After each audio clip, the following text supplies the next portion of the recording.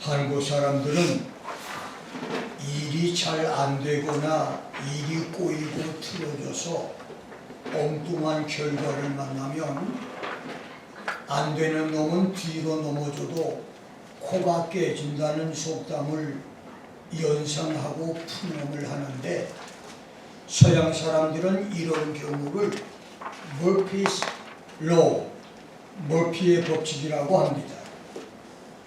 약속을 지키려고 부지런히 차를 몰고 가는데 그날따라 신호에 자주 걸립니다. 옆에 차선이 나을 것 같아서 차선을 바꾸면 금방 길이 막히고 조금 전 내가 갔던 길에 차들이 더 잘 털립니다. 그로서리나 쇼핑몰에 줄을 서면 내가 선 줄만 계속 속도가 느립니다. 면접 시험관이 저 사람이 아니길 바랬는데 그 사람이 면접관이 됩니다. 이렇게 일이 잘 풀리기를 바랐지만 꼬일 대로 꼬이는 하루를 만나면 왜 나는 되는 일이 이렇게 없을까? 왜 나는 이렇게 재수가 없나? 라고 생각을 하며 나는 운이 없어서 힘들고 어려운 상황들이 계속해서 반복된다고 믿기 쉽습니다. 그러나 그것은 사실이 아닙니다.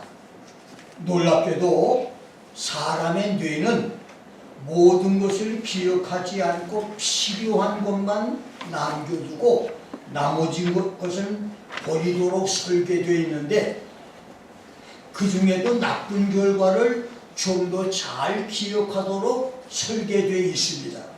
그래서 아무 탈 없이 일을 무사히 마친 것보다 내가 상처를 받거나 손해를 보거나 나에게 재수 없고 기분 나쁘게 일어난 일들은 또렷하게 기억을 합니다. 심리학에서는 이것을 선택적 기억, Selective Retention이라고 합니다. 예수를 믿고 하나님 말씀과 성령의 인도를 받는 사람의 선택적 기억은 실패했던 나쁜 기억보다는 좋은 기억을 간직하며 긍정적인 생각으로 살지만, 예수를 통해서 자유를 얻지 못한 사람의 선택적인 기억은 죄의식과 실패의식으로 좌절과 절망의 쇠사슬에 매여 매사를 부정적으로 삽니다. 그리고 선택적 기억 속에 남아있는 나쁜 일들은 아무 관계가 없음에도 불구하고 서로 연관을 지어서 나쁜 일들이 계속해서 일어난다고 생각하고 삶을 힘들게 살아갑니다.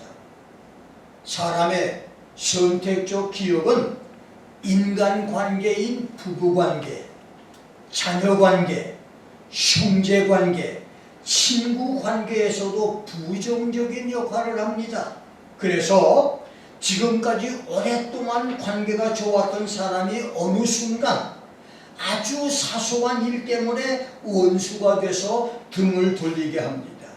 선택적 기억은 그동안 두 사람 사이에 좋았던 것은 전혀 기억지 않고 보이지 않고 상대의 단점이나 상대편이 나에게 준 아픔만을 기억하게 하여서 서로 아무런 연관도 없던 나쁜 기억들까지 벌레처럼 스멀거리게 뇌에서 서로 연결되면서 마음이 큰 상처를 받습니다. 그리고 다시는 안 볼 사람처럼 사람을 적대시하며 피하고 숨어서 살게 합니다.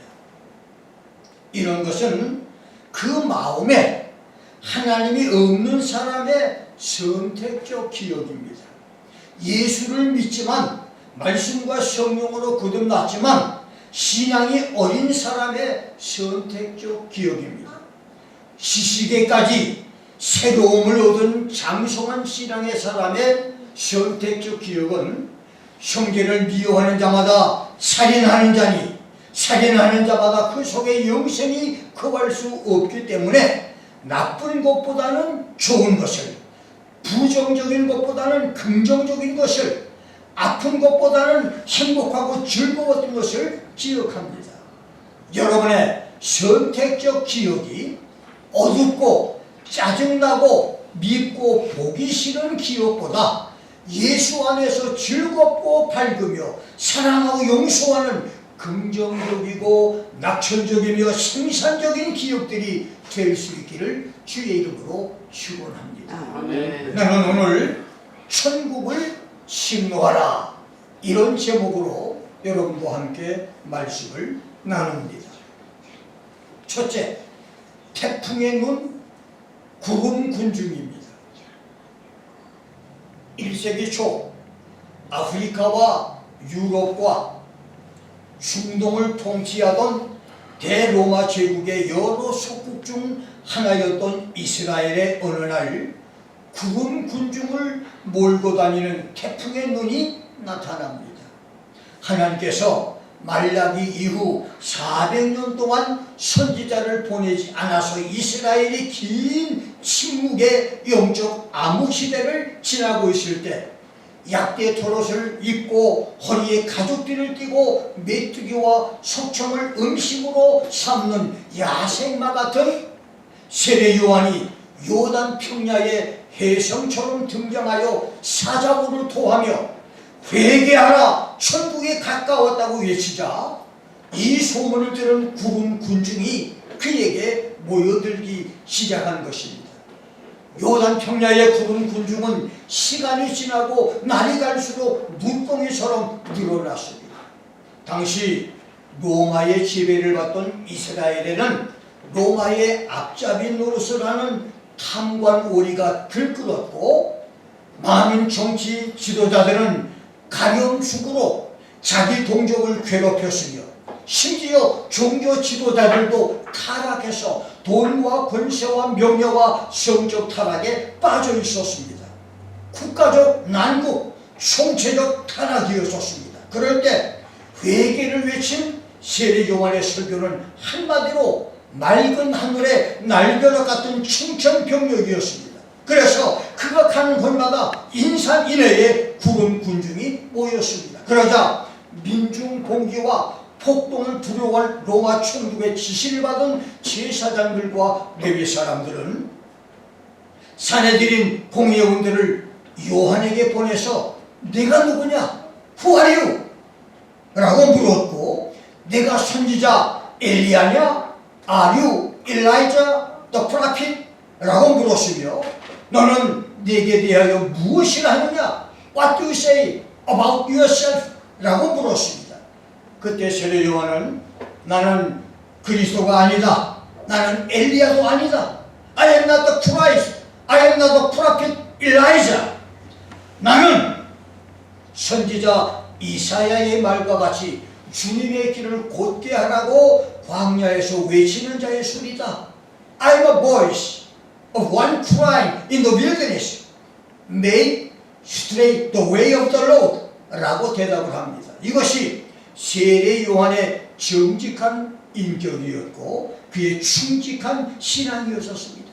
그가 만일 종교 사기꾼 이만희나 안상홍이나 정명섭이처럼 나는 하나님이 보내신 선지자 엘리야다. 나는 세상을 구원할 메시아다. 나는 이스라엘을 로마의 속박에서 자유케 할 그리스도라고 말하더라도 당시 그를 따르는 구름 군중은 세례 요한을 엘리야와 그리스도로 받아들여 추종하며 환호했을 것입니다.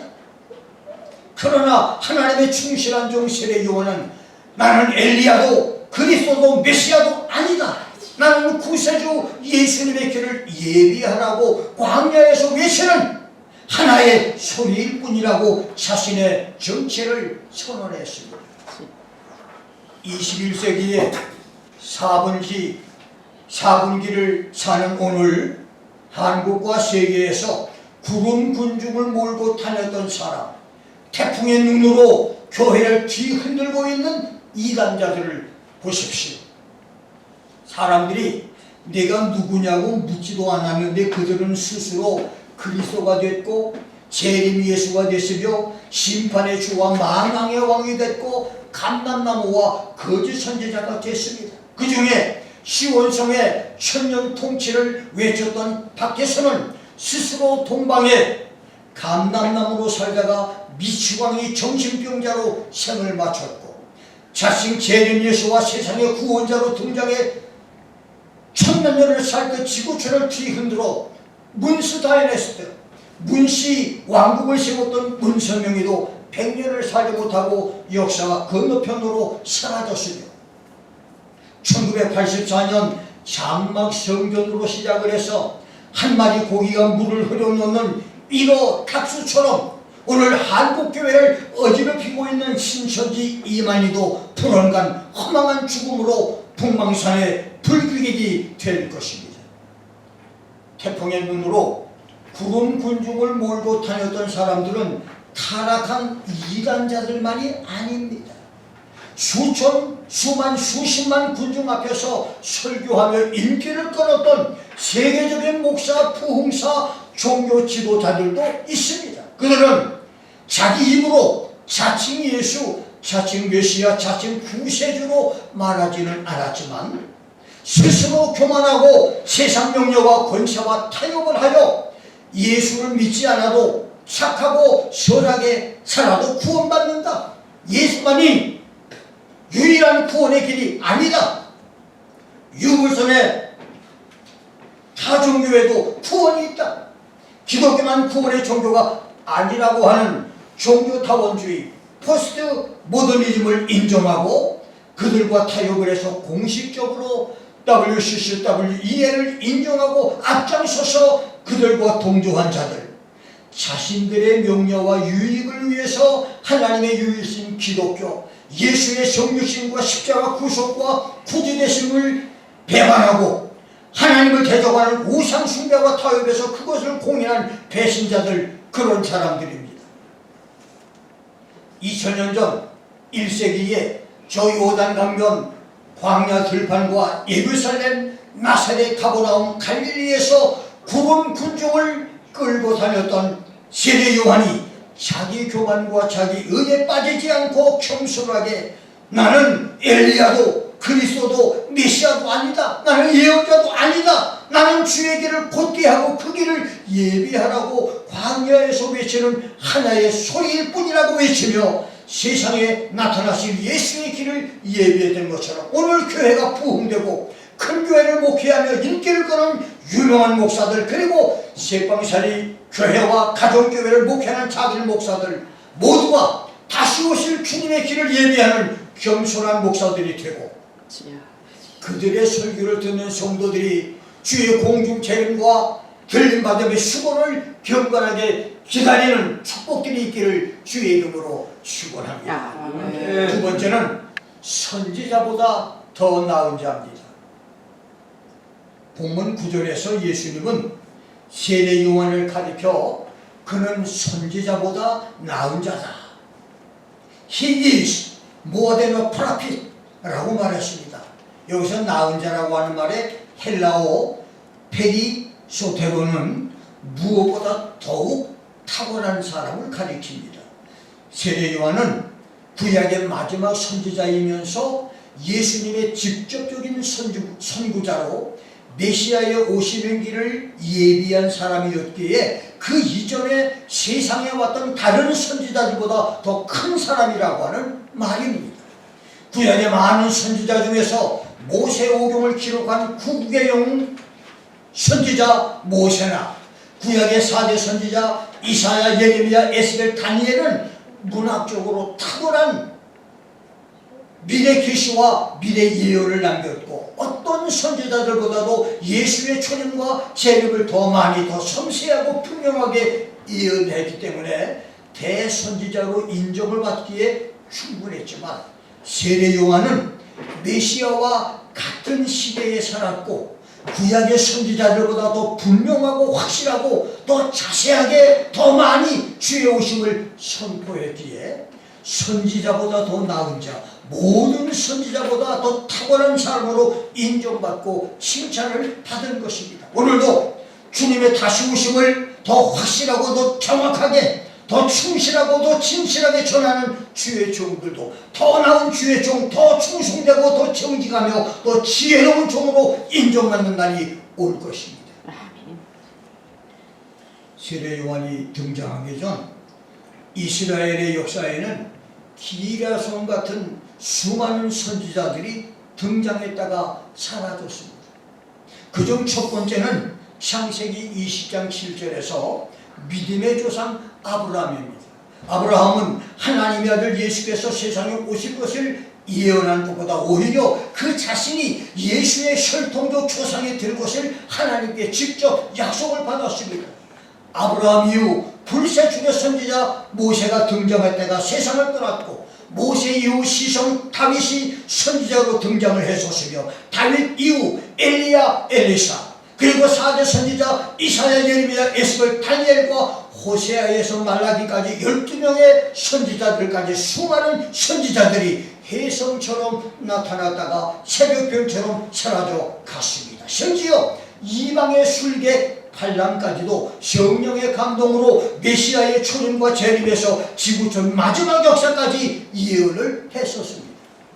그런데 본문 10절에서 예수님은 이사야와 말라기가 이사야 40장 3절, 말라기 3장 1절에서 예언한 보라, 내가 내 사자를 내 앞에 보내노니 저가 내 길을 내 앞에 예비하리라.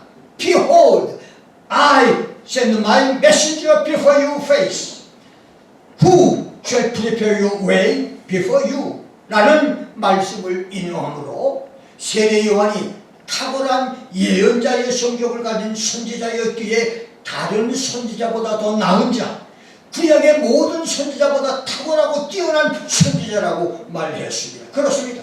그런 의미에서 초대교회 사도시대의 예수의 다시 오심을 예고한 베드로, 요한, 야고보, 바울은 사도 중의 사도입니다. 그리고 2000년 교회 시대와 특별히 21세기 종말 시대에서 예수 공중 재림과 성도의 수고를 예언하고 7년 대환란의 지구촌 심판을 예언하며 예수 지상 재림과 메시아 충년낙원을 예고하고 그 길을 예비하는 주의 종들은 목사 중에 목사, 선지자 중에 선지자가 될 것입니다. 아멘. 구약 시대를 넘어 신약 시대로 접어들면서 주님의 길을 예비한 세례 요한이 선지자보다 더 나은 선지자였고, 성경 시대의 주의 길을 예비한 12제자와 사도 바울이 사도 중에 사도였듯이 사람들이 자기를 사랑하며 돈을 사랑하며 자금하며 교만하며 회방하며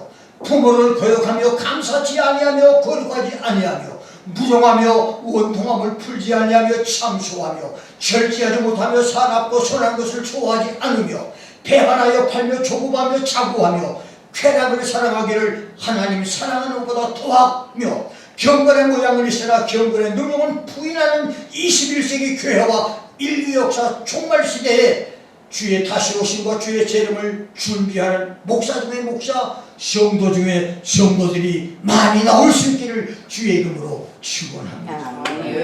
세 번째는 천국에서 큰 사람입니다. 11절에서 예수님은 내가 진실로 너희에게 말하노니 여자가 낳은 자 중에 세례 요한보다 큰 이가 일어남이 없도다. 그러나 천국에서는 극히 작은 자라도 저보다 큰이라고 했습니다. 여자가 낳은 자는 문자적으로 born of woman, 여자에게서 태어난 자, 여자들에 의해서 태어난 사람들이라고 하는 뜻으로 동방의 의인 욥은 욥기 14장 1절에서 여자에게서 난 자를 사는 날이 적고 괴로움이 가득한 존재, 엘루두 이슈아, 죽음과 고통 아래에 있는 모든 인류라고 말했습니다. 그래서 여자가 낳은 자라고 하는 뜻은 여자가 낳은 지구상의 모든 남자, 여자에게서 태어난 죽음과 고통 아래에 있는 모든 남자라고 하는 뜻인데, 이것은 세례 요한의 특별한 출생의 비밀과 그의 인격과 영적 능력과 종교적인 지위가 다른 사람보다 크고 높다는 의미가 아닙니다. 세례 요한은 아이를 낳지 못하는 태생적 불임의 늙은 제사장 부부 사가랴와 엘리사벳 사이에서 제사장 아들로 태어났습니다. 그래서 그는 기적적인 출생부터 남들과 달랐습니다.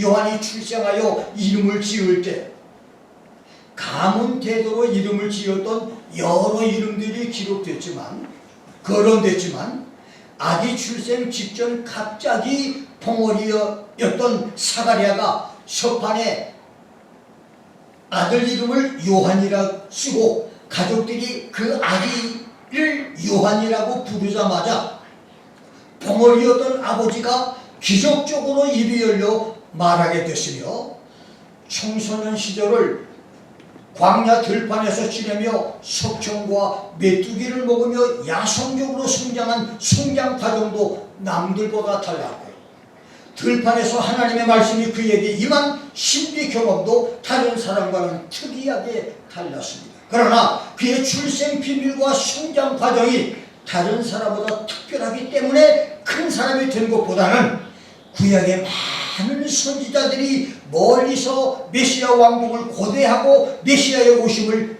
예언하는 정도에 그쳤지만, 세례 요한은 그 나라에 가장 가깝게 접근했고 그 자신이 바로 메시아 예언의 당사자였으며, 심지어 예수를 직접 만나 예수에게 세례를 베풀고 메시아의 선구자로 그의 길을 준비하면서 백성들에게 세상 죄를 지고 가는 하나님의 어린 양 예수를 소개했기에 그는 여자가 낳은 자 중에 가장 큰 자가 됐던 것입니다.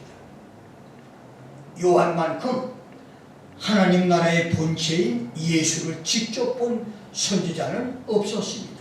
그래서 요한은 여자가 낳은 자 중에 가장 큰 사람이었습니다. 그런데 예수는 11절 후반에서 그러나 천국에서는 극히 작은 자라도 세례 요한보다 크다고 말했습니다. 이 말씀은 세례 요한이 죽기 직전에 예수님의 메시아의심을 의심했기 때문에 요한을 작은 자로 보론해서 그 당시 구름 군중을 몰고 다니는 세례 요한의 하늘을 찌르다는 인기와 영광에 비해 그 영광이 침해를 받아 보잘것없이 초라해 보이는 그리스도가 천국에서는 더 크다고 하는 해석, 그 다음 작은 자는 예수 이후의 모든 신약교회 성도들, 그리고 큰 자는 세례 요한을 대표할 수 있는 구약 성도를 가르친다고 하는 세 가지 해석이 있는데, 나는 세상에서 명예나 지위나 권력이 아무리 크고 강한 자라도 천국에 들어가지 못하면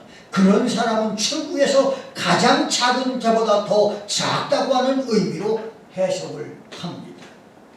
여러분, 아담 창조 이후 지금까지 지구촌을 지나간 사람은 줄자가 200억에서 300억 정도가 됩니다.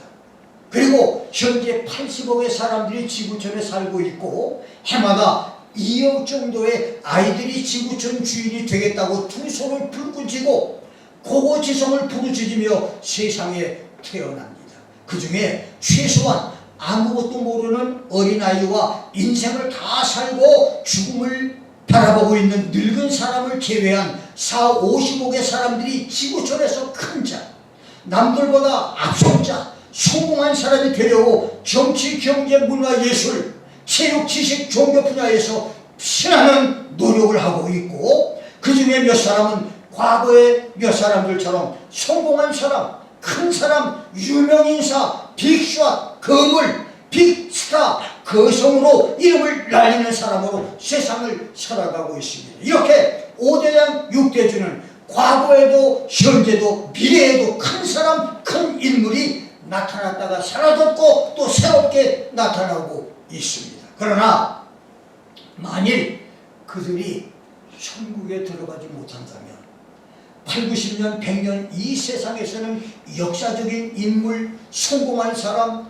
대통령이나 국무총리, 대기업의 CEO, 장군, 판사, 총장, 대학 교수의 큰 사람으로 행세를 했지만 그들이 죽음 건너편으로 갔을 때는 뜨거운 유황불 지옥에서 천국에 있는 거지 나사로, 그가 살아있을 때 자기 집에서 구걸을 하며 하루하루를 열명하던 나사로가 천국에 있는 것을 보고 나사로에게 물 한 방울만이라도 내 입에 넣게 해달라고 구걸하던 부자처럼 될 것입니다. 그래서 천국에 천국에서 작은 사람이 세상에서 큰 사람보다 더 큰 사람인 것입니다.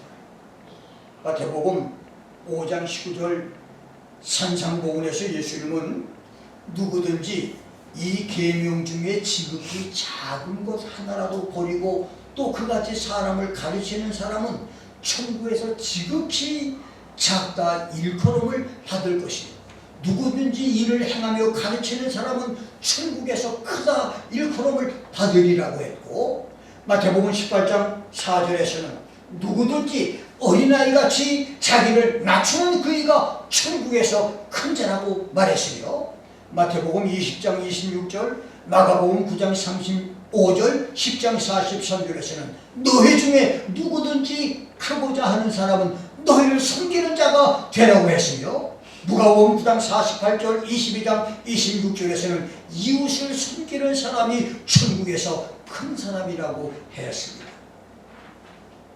세상에서 큰 사람은 자기를 과시하고 자기의 성공을 자랑하는 사람이지만, 천국에서 큰 사람은 하나님 말씀을 올바로 가르치고 그 말씀을 지키는 자며 자기를 낮추는 겸손한 사람이며 이웃을 섬기는 사람, 이웃의 종이 되는 사람입니다. 다른 사람이 커피를 타주기를 기다리는 사람이 아니라 커피를 이웃에게 대접하는 사람, 인사받기를 기다리는 사람보다 먼저 찾아가서 인사를 하는 사람입니다. 세상에서 큰 사람보다 천국에서 큰 사람들이 되기를 주의 이름으로 축원합니다. 마지막 네 번째, 천국을 심노할 것입니다. 12절에서 예수님은 세례 요한 때부터 지금까지 천국은 심노를 당한다. From the days of John the Baptist until now, the kingdom of heaven suffers violence. 심노하는 자는 빼앗는다. And violent men take it by force. 라고 말했습니다. 여기서 심노하는 자라는 말의 헬라어 비아제타이는 맹렬한 폭풍우처럼 강한 자, 폭력적일 정도로 용기 있는 자라고 하는 뜻으로 천국은 폭풍우처럼 강한 습격에 의해서 정복되는 것, 휘몰아쳐 오는 맹렬한 바람처럼 강한 힘에 의해 정복되는 것이라고 하는 의미입니다. 다른 말로 말하면 천국은 가만히 기다리는 사람이나 소심한 사람에게 임하는 것이 아니라 강렬한 심령을 가지고 적극적으로 열정적으로 도전하는 사람의 소리라고 하는 말입니다. 자기가 목적한 바를 위해서 결사적인 노력과 지혜를 다하여 노력을 하는 도전하는 사람이 천국을 소유한다는 말입니다. 그리고 빼앗느니라 take it by force는 헬라어 하루파 주신 아우테는 야수나 거친 도적들처럼 무엇을 취하기 위해서 자신의 사력을 다해 움켜잡는 상태를 의미합니다. 시시한 사람이 아니고 내가 목적한 바를 탈취하기 위해서 생명을 다하여 도전하는 사람, 이 사람이 바로 천국을 소유한다는 말입니다. 1981년부터 2008년까지 28년 동안 나는 주님과의 약속을 지키려고 계시록과 종말론 연구를 위해서 수많은 시간을 투자했습니다. 그리고 2012년부터 2025년 시험제까지 다시 10만 시간 이상을 들여서 계시록을 대략 2만 5천 번 이상을 읽으며 연구했습니다. 한마디로 나의 지난 45년, 특별히 지난 13, 14년을 골대를 향해서 미친 듯이 질주하는 축구선수와 맹렬한 폭풍우처럼 밀어붙여 천국을 침노하는 목사, 계시록을 침노하는 목사였었습니다. 오늘 지구상에는 하나님 말씀을 바로 알기 위해서 생명을 바쳐 열심히 공부하고 연구하는 주의 종들이 많이 있습니다. 하나님을 알기 위해서 천국을 침노하는 남녀 종들이 수없이 많습니다. 이런 사람들에게 천국은 침노를 당하고 그런 사람들이 천국을 소유한다는 말입니다. 천국을 침노함으로 천국을 소유하는 축복들이 있기를 주의 이름으로 축원합니다. 침노하는 자가 탈취할 수 있는 하나님의 나라, 침노하는 자에게 탈취를 당하는 천국은 세 가지가 있는데, 첫 번째 육체의 천국입니다. 육체의 천국은 귀신의 역사로 말미암는 육신의 모든 질병이 하나님의 말씀과 예수 이름의 능력과 성령의 권능으로 고침을 받고 치료를 받는 건강을 가리킵니다.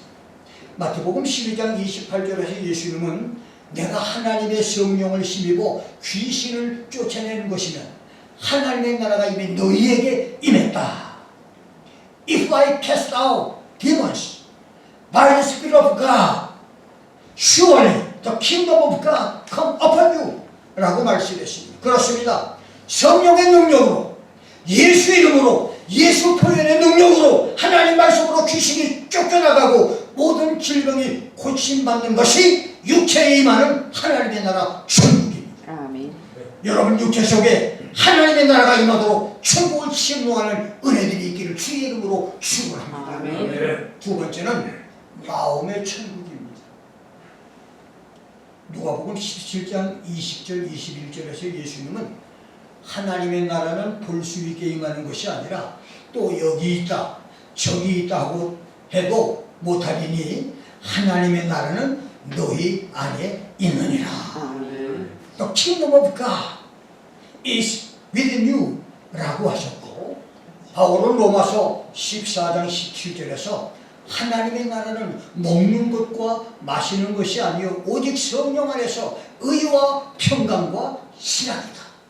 The kingdom of God is not food and drink, but righteousness and peace and joy in the Holy Spirit 라고 말했습니다. 그렇습니다.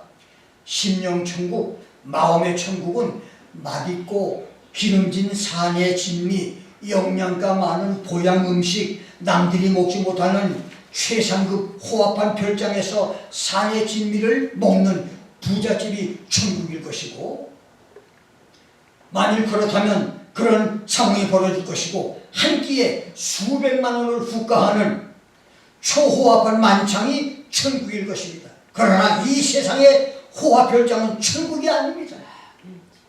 죄와 형락과 타락의 현장이 더 많고 부잣집은 한심과 근심과 번뇌가 더 많습니다. 하나님의 나라는 예수 그리스도의 보혈을 의지함으로 알게 되는 죄사함을 받는 의와 하나님 말씀으로 채워지는 마음의 평강과 성령께서 부어주시는 마음의 기쁨과 신학입니다. 그렇습니다. 의와 평강과 신학이 마음의 천국입니다.